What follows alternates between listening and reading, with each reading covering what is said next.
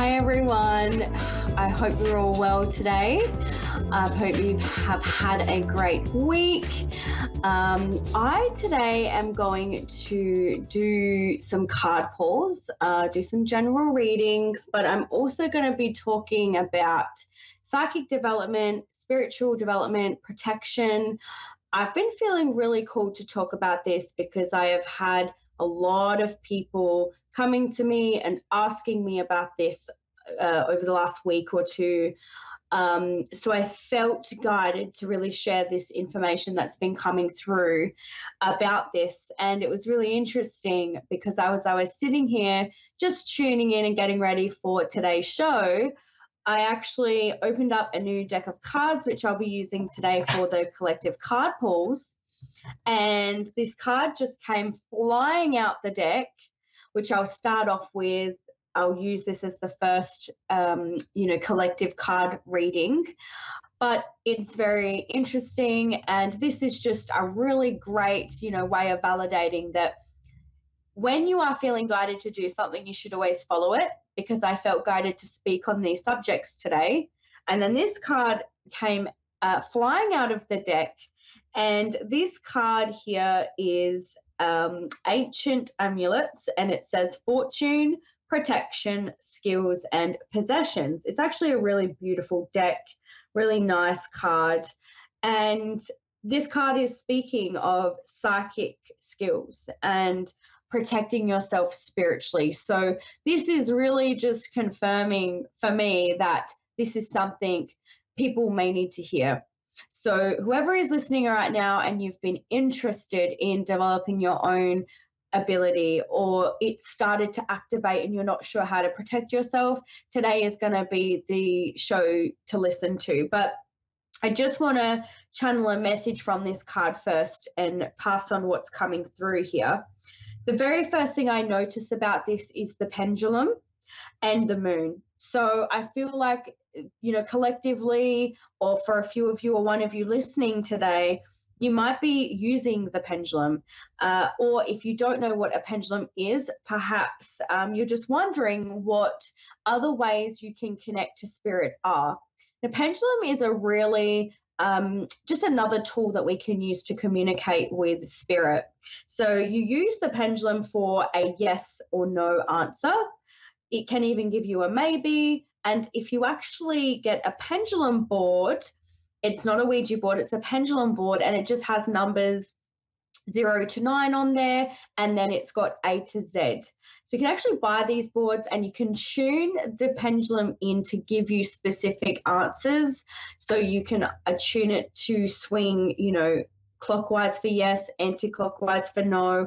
Oftentimes the pendulum will have a mind of its own, and you can just say to the pendulum, show me a yes. Okay, so for those of you who are thinking of different ways and how you can communicate with spirit, I feel like a pendulum is something you should look into. For those of you who are already using it, if you're feeling it's not aligning with you, then you perhaps could purchase another one. Sometimes you might buy a pendulum and it's not cooperating with you. They can be cheeky sometimes. This is generally just a sign that that's not aligning with you and to get another one. Okay, so just tuning into what works for you and what doesn't, and not being disheartened if the pendulum's not communicating with you properly, perhaps just means that you need a new pendulum. Otherwise, cleanser under the moon. So I am being shown here the pendulum. Okay, so for those of you who are feeling guided to that, you could use the pendulum.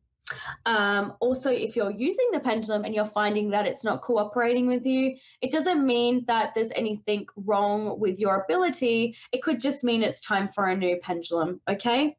I also feel like for a lot of you as well, it's important to not forget to cleanse your crystals. Okay, so put your pendulum out under the moon, put your cards, your tarot, your oracle, any crystals that you have under the moon. You can also cleanse them in the sunlight as well.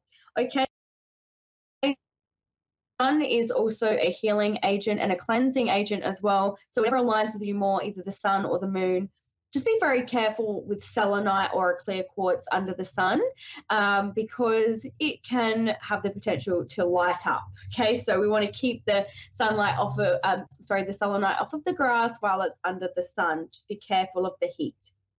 Now, also working with the moon is coming through here with this card, and even not forgetting about your crystal jewelry too, and placing that out and giving it a good cleanse. So heading on to probably the next part of the message coming through, working with the moon. This is also for the women who are maybe interested in how their cycles work. And some people may even be aligned with their cycle and the moon as well. So I feel like this perhaps is going to be an interest for some people, learning to work with their cycle and with the moon. That can be thing, and I feel like a lot of people are stepping into this as well. So learning and gaining knowledge about the moon cycle, but also how it does correlate or intertwine with your own menstrual cycle as well. That is coming through. So whoever needs to hear that, or if there's an interest there, this is just maybe that little nudge for you to learn about that. Because there's a lot of people just even collectively that are waking up at such a fast rate. And I feel like it's very important that we are protecting and cleansing our energy. So I do also want to say clearing out possessions is something coming through here with this card. So really just decluttering and cleansing your space. So you might be feeling guided on this next full moon we have to cleanse your house or to declutter, throw out the things that don't align with you anymore. Spirit are coming through and speaking about even chucking out some clothes with stagnant energy on there, or possessions or cutlery, even just anything that you're feeling like, okay, time is done with this now. We're going to remove this from the house and we're going to bring something new into the space. They're just speaking about creating space and decluttering. Now is the time to be doing that. Okay, so I want to talk about the protection side of this, because I feel a lot of people are diving really deep into their psychic gifts and their abilities and pulling cards, working with spirit, communicating with the other side, but perhaps not protecting their energy. So it's really, really important that as you are awakening and stepping into this, world, that you are protecting your energy, just to make sure that you aren't going to have any, psychic attack.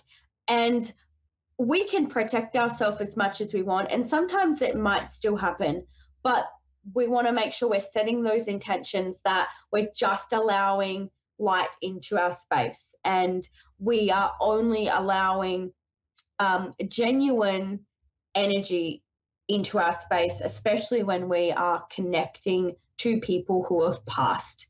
Okay, so I feel very called now to speak a little bit on psychic attack.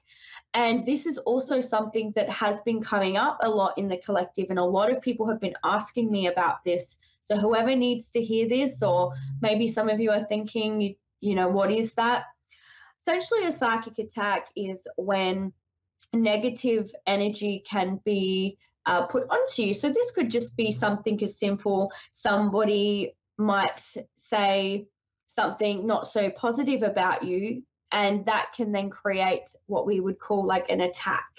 So it doesn't always have to be so malicious. It's not always someone just sitting there wishing you ill intent and doing horrible things. It's not always about that, or doing magic or anything. It can sometimes just be simply jealousy or envy, or somebody not necessarily agreeing with what you're doing, or feeling threatened by what you are doing if you're successful perhaps, or working on a new project. And what can then happen when this energy is then put towards you is it can block things. So you might find that things just keep going wrong in your day-to-day life. You might be really clumsy all of a sudden. You might feel quite unwell. You might get cold and flu symptoms. You might actually have an upset belly. You get a headache. There can be all of these things going on. Obviously, if you are experiencing continuous health issues, you always want to speak. get professional advice with your health. You obviously want to take that seriously, but it can also, if you are working in this space, be an energetic attack on you. So the way that you can try and prevent those things from happening is to imagine you're surrounded by white light. You can, when you're in the shower, imagine that that water is white light and it's washing over you. You can imagine yourself surrounded by a violet or purple flame. And you can even imagine that you are stepping into a sleeping bag and zipping it up and it's filled with white light.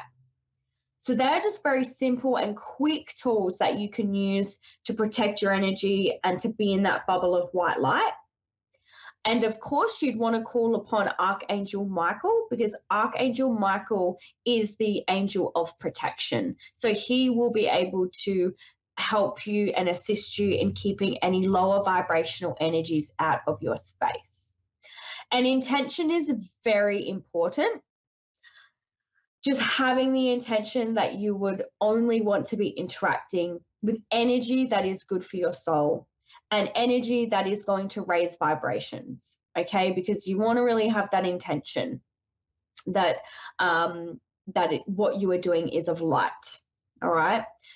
You can also wear black tourmaline, a black obsidian. They're great protective crystals, but you may feel drawn to a smoky quartz or other crystals. So whatever you're kind of feeling guided to, you could go to a crystal shop or go online and set the intention, guide me to the crystal that will most protect me. I'm a big believer that the crystal actually chooses us, okay? So see what you're drawn to if you are to put the energy out there. Otherwise, black obsidian and a black tourmaline is a very great protective crystal. You can wear them in your pocket, in your bra. You can wear them around your neck on a necklace. You can have a ring, however it feels right for you, okay? But having those crystals to protect your energy, and if anything does get sent to you, it will essentially, the crystal will take it rather than you taking it. This is why it's also important to cleanse your crystals. So then they are also releasing the energy that they are taking for you, okay?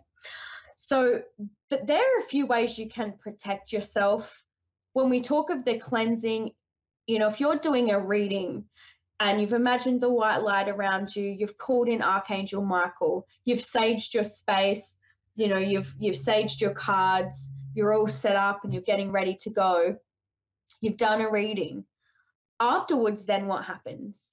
You want to make sure that you are cleansing the energy. That might look different for everyone. For me, I like to go outside and ground my energy, bare feet in the grass, and I just imagine all the energy from that other person or from that reading is just coming down my body and out my feet, and I'm giving it back to Gaia. So I'm releasing the energy from that client. And also I will sage. Okay, that's my thing. I always make sure I sage after my clients as well as doing the grounding. But everyone is different. You might find another technique works better for you to release. I do like to go for a swim in the ocean when I can, or I like to have a salt bath with Himalayan salts. That's really good for cleansing as well. Whatever really works for you in a way you can disconnect from the energy. Okay, really important that we're disconnecting from people's energy, because if you don't, you'll find that you have an accumulation of all these different energies. This is also just relevant though to anyone in their day-to-day life. You don't have to be practicing readings, or you don't have to be practicing psychic and mediumship skills to be doing these practices.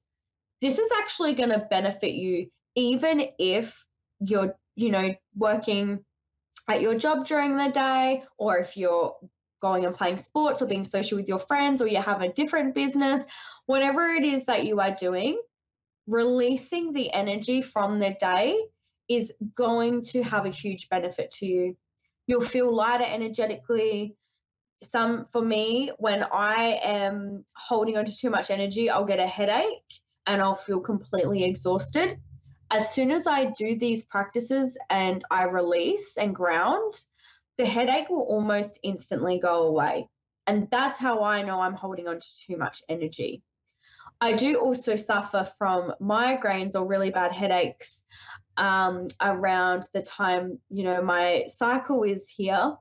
So I can know the difference between the two. But it's important that, of course, if you're doing these practices and you're still holding on to a headache or a sore tummy or whatever it is, you do go and speak to your doctor. Always take that seriously, of course. But for me, I know the difference between like an energy build-up headache and then an actual headache, okay? So it's very important that we're releasing this energy. You're also going to feel less stressed, less anxious when you're releasing and letting the energy go from other people, especially if you're an empath. It's even really difficult going to the shops. And some of you might not be aware of that, but when you step into a shopping center or on your way, you might start feeling really anxious. And then you get to the shops and you're thinking, anxious, why don't I want to be here? Why am I so uncomfortable? And then when you leave, you're so exhausted and you just want to go to sleep. It's because you've just absorbed all these energies while you've been at the shops, okay? So if you're one of these people that's feeling really exhausted at the end of your shopping trip, these techniques that I'm telling you about now are really going to help you. Before you go to the shop, imagine that you are in a white bubble or bubble of white light, and set the intention: when I go to the shop today, I am in my own energy and I am protected from anyone else's energy while I'm at the shop today. And call in Archangel Michael and just imagine that you are in your own little bubble and see if you notice a difference. It does help me. For myself, it doesn't completely block it out, but it helps a lot. And if I don't do this before I go to the shops, I am very exhausted when I get home. Opposed to if I do this before I go to do my shopping, I feel much more energized when I'm leaving. So I do notice that difference. And again, it's about finding what works for you, but this is a really great place to start. Okay, it's like a starting point. So these are just ways in which you can help protect your energy, cleanse and release the energy, because it's all very important. Another way of releasing and cleansing energy is also going and getting a healing.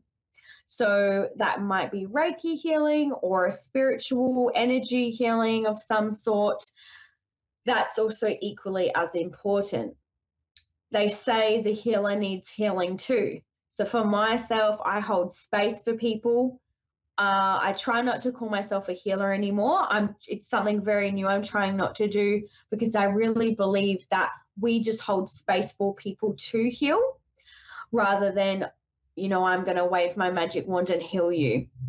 We hold that space. We allow beautiful space for people to come, and we give people the tools and we hold them through their healing. But essentially the client is the one that will do the breakthroughs themselves with that guidance. Okay, so having a healing is very important. I always make sure I'm getting mine as often as I can. I know I definitely don't do it as much as I should, and that is one of my intentions and goals for this year, to make sure I am being more consistent with that. But if you are working with energy every day or, multiple times a week like I am, then you'd want to be making sure you are getting a healing probably every 2 weeks if you. Okay, because again, it's just another way of releasing this energy and giving it back to Gaia, transmuting this energy so it no longer is in your body and you're no longer taking on other people's traumas and other people's energy. So it's very important that you also, it's like your spiritual hygiene, I like to call it. Having these practices will help you every single day, whether you're working intentionally with energy or not. Just being around people is, being in other people's energy. So we had some cards come out, and very interesting, the cards that have come out here. For the collective read, I'll pull a few. We had Herbal Craft card come out. Again, there's another moon in this one, which is really interesting. And we had Regeneration, Plant Medicine, Caretaker, and Bloomer, which I find very interesting because we're speaking of healing. And then the plant medicine card comes out, and regeneration and taking care of yourself, or being a caretaker. So, I mean, you can't make this stuff up, can you? You're talking about something and then you pull a card and it reflects your conversation.